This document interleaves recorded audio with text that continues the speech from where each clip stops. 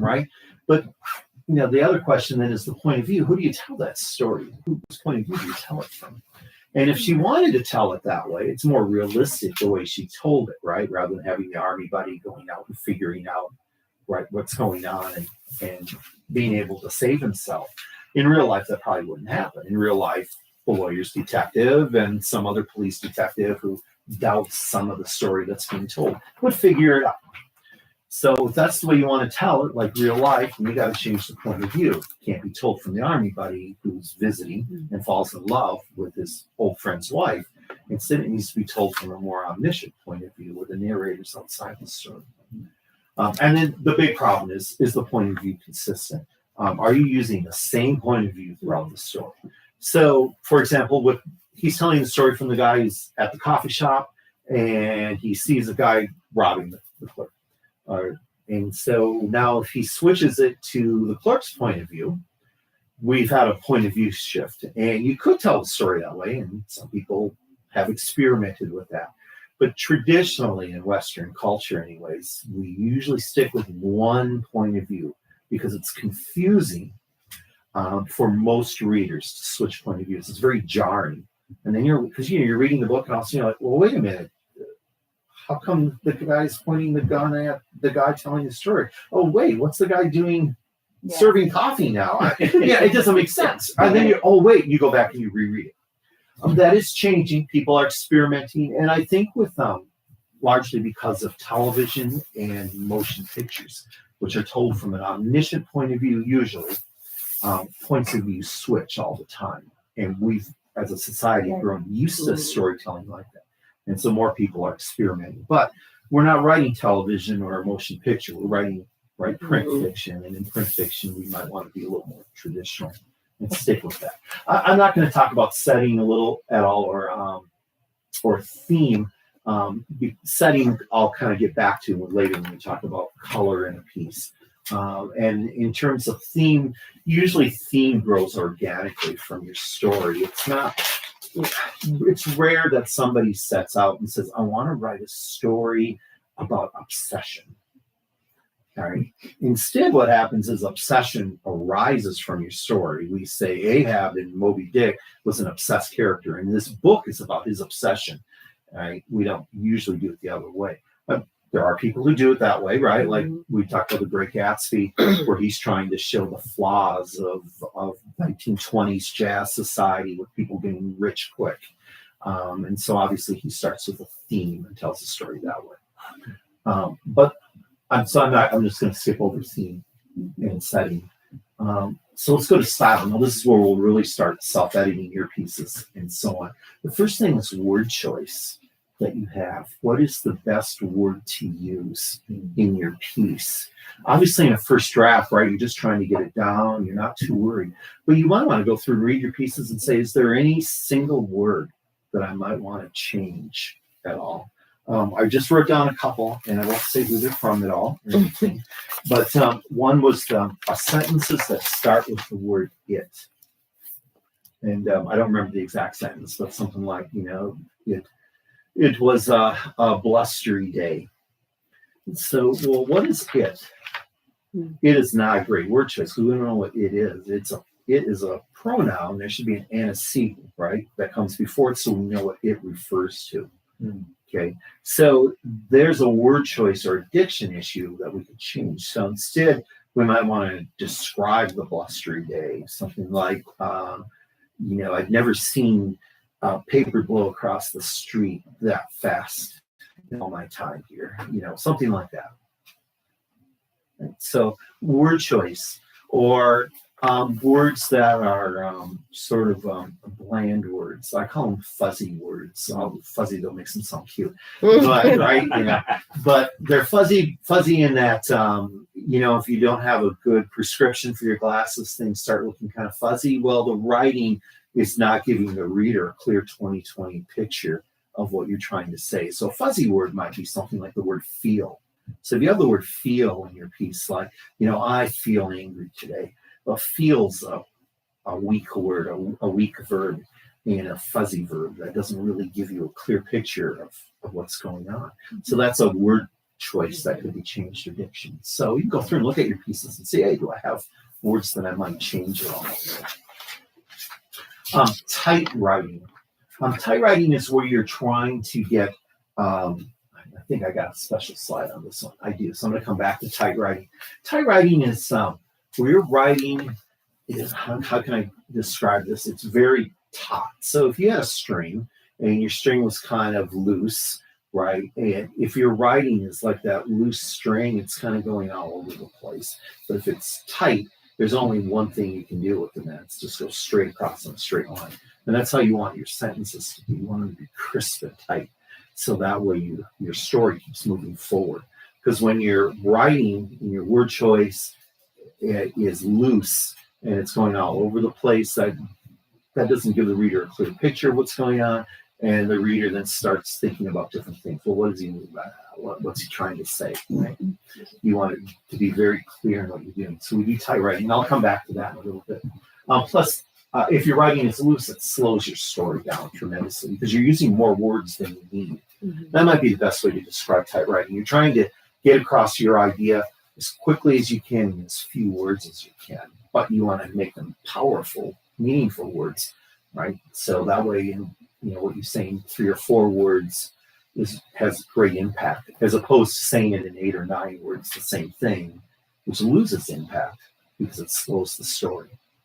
And then sentence flow would be the last thing to look at. So it's not just making the sentence tight, but the whole paragraph tight. So the sentences have to kind of flow from one another.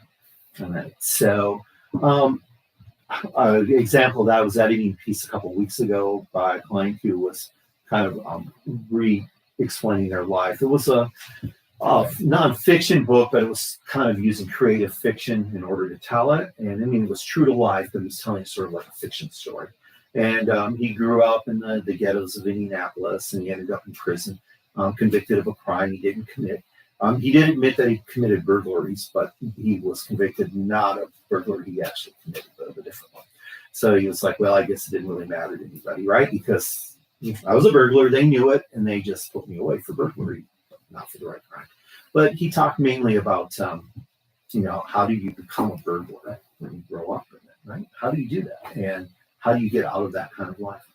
But what he would do is he was telling his stories, is he would then kind of be recursive and say, but let me tell you a little bit about this character here. So, when 51 came in and started talking, that was the nickname of the character, would come in and do this and we'd start doing that. But, let me go back and talk about 51 and what he did a couple of weeks ago before that. Well, it's not sentence flow because his writing's going not chronologically making sense, but it's going here to back to there to here to back to there. And we lose track of the main story that's going on. Mm-hmm. So that's sentence flow that we're looking at. Let's go back to tight writing though, because this is something that you really can improve with your craftsmanship on. The 2 biggest things that I see that happening that make your writing loose is one, the lack of active voice. People write in passive voice. And that's okay in your first draft, right? Even your second draft, because you're just trying to get the words down. But if you're using a lot of being verbs, like were running, was running, been running, right? If will run, if you're using those kind of wording, you can actually simplify it. So instead of saying, the booksellers were running to the store, you might say booksellers ran to the store. You don't need to say were running, just say ran. So always look for those 8 being verbs. There's 8 of them out there. You can always simplify those. Right? Sometimes, in dialogue, you have to use passive voice because characters are explaining things like, where did Sam go? And so then the other character responds, Sam is in Florida, right? And you just want to quick get that out and get it across. That's fine. But for the most part, if, you're using lots of passive voice in the rest of your piece, your writing's going to be very loose, kind of flat. The next one is the begin fallacy. I see this a lot in novice writers and have to edit it out all the time. They'll say things like, the booksellers began shouting. Now just say the booksellers shouted. Get right to the point. Go for it. So if you're using words like began, start, right? You can usually, almost always, there's exceptions. There's a reason why we have to use the word began or start before other words, but almost, it's very rare that you ever have to do it. So just cut right to the point. So those are a couple of things you can do with typewriting. But my shameless book promotion here right now, in the craft of writing, I got like 50 different suggestions on how to improve your writing, and some are on things like diction and typewriting, but most of the book is actually on typewriting. So if that you find is a problem, grab a book, either mine or there's plenty of other great books out there too on Amazon or even in this bookstore that you can go to, and we'll talk about that. All right, then narrative drive.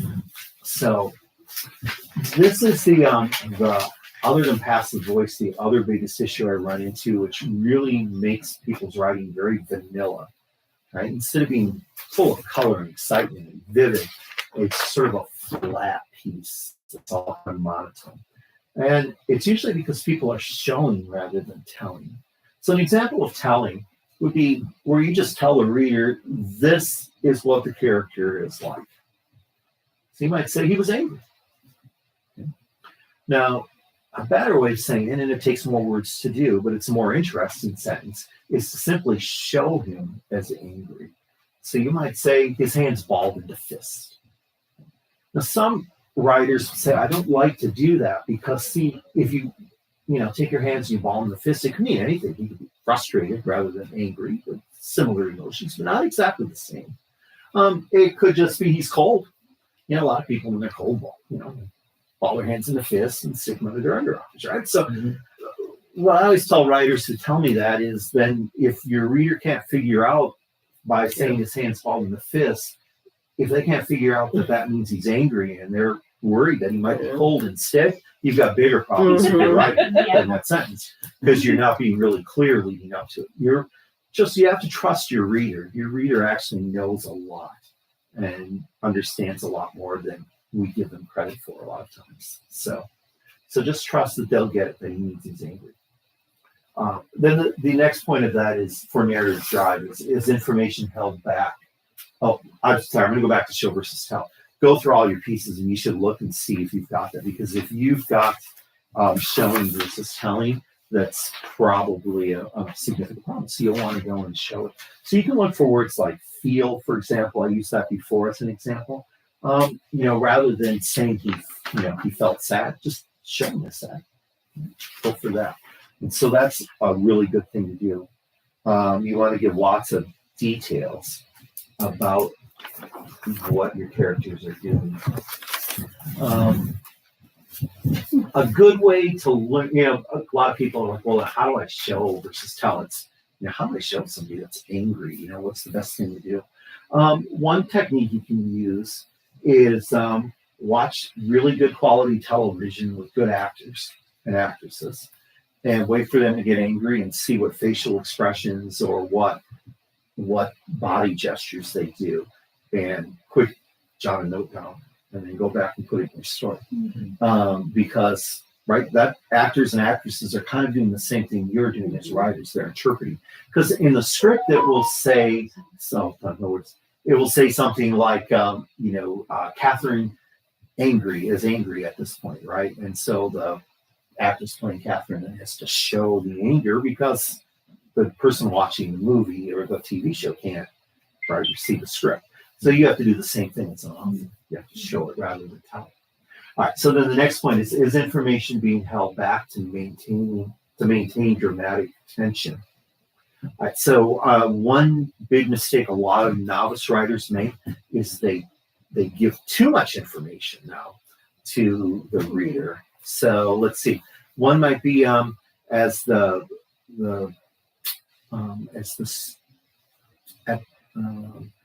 store closed, the bookseller hid the magic book on the shelf. Little did she know that when she would come in tomorrow morning, it would be gone. And then that's the end of the chapter. So some people would say that's pretty suspenseful. I'm going to have to go back up here, I'm sorry, and do that where we were at. Some would say that that's really kind of suspenseful because the magic book on the shelf, and it's going to be gone. Right? So, wow, why is it gone? But actually, a better way to tell the story would be to not say that it's going to be gone, and then have her the bookseller come in the morning and notice it's gone and wonder why it's missing, right? Because you're going to have to do that anyways in the story. So why play your hand? It's sort of akin to, I'm married and my wife's going to leave. I'm going to throw a surprise birthday party for her tonight when she gets home. So I tell her, make sure you're home at 5, because when you're at home at 5, we got a lot of people that are going to be over here and they're going to jump out from behind the furniture and yell happy birthday. Now, your wife's going to be like, well, that's awesome. I can't wait. but it's not a surprise anymore, right? See, it would be a lot more suspenseful if he was a little more coy about it, right? And so like, you sure you're going to be home at 5 tonight, right? And just leave it at that. And then for the reader's like, well, why is that important? Why does he want her home at 5? So that would be a better thing to do. So, and in terms of the bookseller putting that magic book on the shelf and hiding it, we as the reader not think, oh, but it's hidden, it's going to be all fine. But then the next morning, we'll be just as surprised as the bookseller when we come in and see the book missing. And that would create more tension, more dramatic narration for us. So your stories probably aren't far enough along to talk about dramatic tension at all. But as you develop them, just look for that kind of stuff. Don't give out too much information. All right, let's go to the last thing, which is color when it comes to style. And that is, do descriptive details appeal to all 5 senses? Now, usually on a first draft, because we're very visual animals, humans, right? We see things. Most of our writing focuses on our sight. But anytime we can appeal to all of the other 4 senses besides sight, things like hearing, right, sound, taste, touch, smell, that gives our writing a lot more vibrancy to it. So that's why I pointed out the sound. I think in a couple of other cases I heard, but that's the one that stood out for me and all. But you can go and look through your own pieces, and I bet in most cases, if you say, well, what sense does this appeal to? It'll almost always appeal to the sight.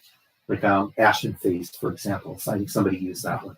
And that's a really good descriptive word. It's good to have in your piece, but it only appeals to sight. So are there other things that we can include in addition to that, which might give the piece a little more vibrancy?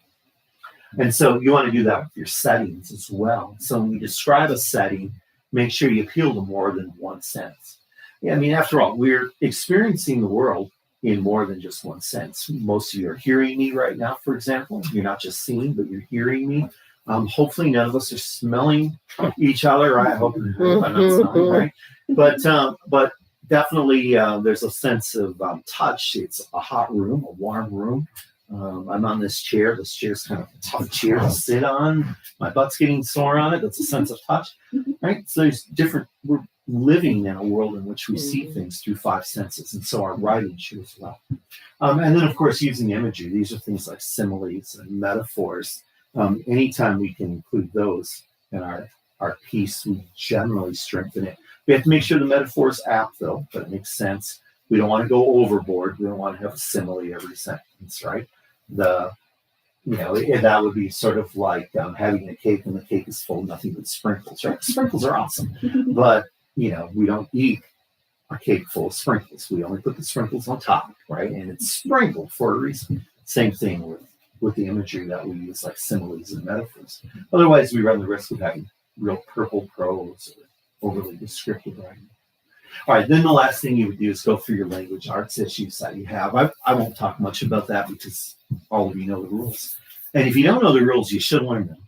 I have had writers tell me there's no need for me to learn punctuation and spelling and all that because we have spell check and grammar check. That could be interesting. Yeah. It doesn't always work, right? Yeah. Spell check, grammar check, it is getting better, but it doesn't perfect. It's not perfect. And I had another person tell me, well, that's what an editor's job is. So I hired an editor so they can fix it, which I say, well, if your editor's focused solely on those little 4 things, think of all the things I'm not focused on. If I have to make 3 corrections per sentence, I'm not going to focus on the characters or the plot, and I'm going to miss a lot of things that probably need to be fixed in the story. You have to pay so much for work. Yeah, absolutely.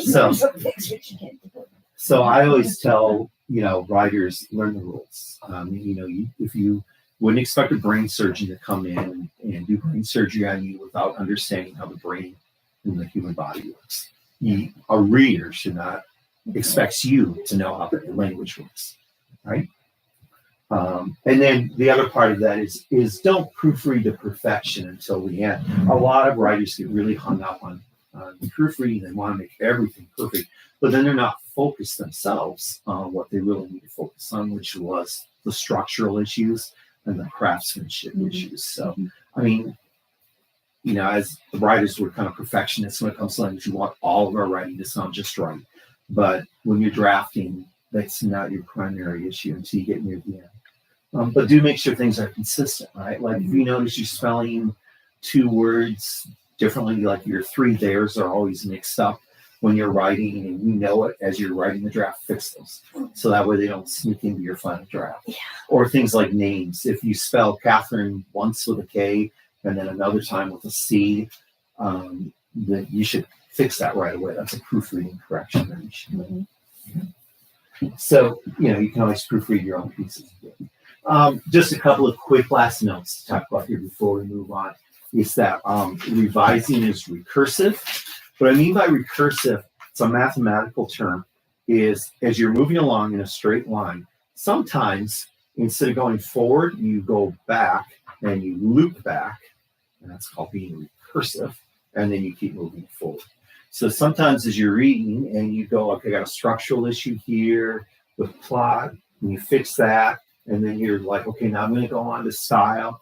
And then as you go on to style, you realize you made a major error with your character. You've got your character in one part of the story is a policeman, and in the other part of the story, they're a police detective rather than a street cop. And you're like, oh, wow, this is messed up. I got to fix this. So you got to go and be recursive and go back to structure and work on characters and then continue forward and going back. So it's always a recursiveness issue. And the other thing is several drafts are required. I've had lots of writers come in and say, well, I wrote 1 draft, you edit it, and I'm going to publish it. And I send it back and say, you got a lot more work to do on this thing. You can at least do 3 or 4 more drafts. You don't have to pay me for them, right? But I pointed out all the big errors. Go fix them, do a few more drafts. And if you like my editing, come back. And if you don't, have somebody else edit it. But be prepared to do lots of drafts. And that can be the fun, actually, of writing is drafting. If you are revising and you just get stuck, you're like, I have no idea how to make this story better. I often tell writers that maybe the story wasn't very good to begin with. And that's okay. You just have to accept that and move on. I've written lots of short stories, and I go back and look at them, and there's parts of them that are really good. And then I'm like, what was I thinking? This is a really bad idea for a story, and that character just doesn't work. And it's been 25 years since I looked at that story. I just looked at a few last February. I going through the attic, and I'm like, oh, yeah, I wrote this in the 90s. I got to check this out. And I'm like, man, it was a horrible writer. But there were parts of it that were really good. I mean, some of those metaphors and similes I were using were real powerful. And great setting, descriptive scene, and some of the dialogue was awesome. And then I'm like, well, can I rescue that and use it later? So never throw away anything you write. Save it. You might be able to use it for later. But generally, you should probably move on to another story. And then go back and read it. And there was one, I think I read about 6 stories that I'd written like in 92 or 93. And one of the stories, I'm like, I know exactly how to fix this and exactly what to do with it. And then I went back and rewrote it. And now an editor's looking at it to publish for a magazine. See, so it pays off to wait. Those other 5, though, they're never seen light day. Make sure they get burned before I die. So, but I'm keeping them until then. Yeah. So, anyways, I hope this was helpful for everybody. Any questions or thoughts, comments, anything you want to share? Well, when I was looking at my story, when we were talking about point of view, it's like there's so many characters in it. So I was thinking one would change. Do I want the story written from the point of view the human character? Do I want it written from the point of view of the dragon character? Or is it going to change back and forth depending upon what pairing we've got? Like, Sure. Because the dragon, if it's from the dragon point of view, when a different character meets, then it would be a different perspective. Right. So you have different point of views depending upon the page. Sure. Yeah, so you could use like an omniscient point of view where it's actually told from the narrator's point of view, would be the best approach probably to use. Call it third person omniscient. If the dragon's never alone as a character, if the dragon's always with the human, you could tell it from the human's point of view. Because but there's several pairings. Right. Because there's these two. Yeah. And then there's these, and then there's a cat to that one. And then there's a person over here with that dragon. This one dragon's just hanging out on its own on a Sure. hole. So I mean, some of them are somewhat isolated. Right. But and they'll be in different parts of the story where they only appear as a pair or as an individual dragon. Right, but there's like a series of people meeting and then eventually be their party. Yeah, I'd go with a third person omniscient point of view. I think that's the best approach to use. There are writers who would write a first person, every chapter would be first person based upon who the main character is, red dragon and their point of view is this, and the next one is yellow dragon, and the next one's human. But that could get really complex to do. Well, fortunately, there's going to be art with each of them, so it's not just going to be the narrative. Right. Yeah. Most TV and movies, for example, are written in third person omniscient. The idea that there's not necessarily a narrator narrating the story, but we viewing the story are viewing it from that narrator's perspective, as if somebody were narrating to it. So, could the third person omniscient point of view be the forest of the things that are taking place in? Oh, so then the forest becomes a character. Yeah, that could work. So the narrator is actually the forest, and that would work. Cool. Yeah. Would be. Well, because that's Adventures of Dragons and Trees, so it could be the trees and the narrator. Absolutely. I love that. Yeah, you can play a lot with that. Do a lot. Yeah. That would be great. Yeah, anytime you can be innovative like that, go for it. I always give the obvious one. So. Yeah, that's fine. This colorful, this network of trees that the narrator were like Aragon or something. Avatar. Avatar. Yeah. Oh, yeah. See that. Yeah, there's a few stories that have, I don't know if many have been written from the tree's perspective. The trees have been characters, obviously. Okay. They can work. So. The giving tree was the giving tree, right? Yeah. So that's right. Yeah. I like the other giving trees. Yeah. That's right. Obvious. Same Selfish boy. Okay. Any other comments or thoughts? I was just wondering about the, transitioning point of view. You kind of think, because I think when we read, we kind of put ourselves in the position of that main character. Right. And for a reader to transition, I kind of wondered, how would somebody do that? Is that really, are you able to do that effectively and keep the reader's attention and not have the reader go, I don't want to be that guy. Right, exactly. The best ways I've seen it done, I think Faulkner did it in The Sun and the Fury, if I recall. And I'm trying to think who else has done it. There was a recent novel set in the Civil War, and it was about Sherman's occupation of Tennessee. And they were told, what they did is they basically said, well, this part of the book, part one, is told by Sherman or one of the children in Sound and Fury. Then this part is told by a different character. But it's of the exact same plot that happened, but told from. So they're really doing is telling the same story three different ways, from three different perspectives. But that's very insightful if thematically that's you're trying to accomplish something. So, like, for Faulkner, he's trying to show, at a time when cubistic painting, for example, was really popular. He's trying to show that not everybody has the exact same perspective on what goes on. We are all different and unique human beings. Whereas, we're not automatons, kind of robots, all thinking and behaving and perceiving the world the same way. And for the Civil War story, it was enlightening because you would read one and you'd go, okay, I get what Sherman's doing here, and I know what he's doing is going to be atrocious, but I understand his reasoning, and then I can accept it. And then you go to the next one about the actual victim, and then you're like, wait a minute, Sherman's wrong. And then you go to the next one and you go, well, wait a minute, that guy who just, was saying Sherman's wrong, it's wrong too. They were all wrong. And it was his point, that in war, nobody can ever be right, was the theme sort of with the novel. No, there's no good guy in war ever. There's only bad guys after a certain point. Everybody ends up being bad. That's where you're using point of view, though, to express a theme and using it for thematic purpose as opposed to just telling a story. So, One book I read where, like the main conflict was cultural misunderstandings between the two main characters. right. So it was third person close perspective that alternated between the two characters each chapter. And so you were introduced to each person's expectations for the other person, and you saw how they were presenting themselves as being at cross purposes when they really weren't. Right. That was really interesting. Yeah. Yeah. So I enjoyed that, switching back and forth between two characters. Yeah, it can work.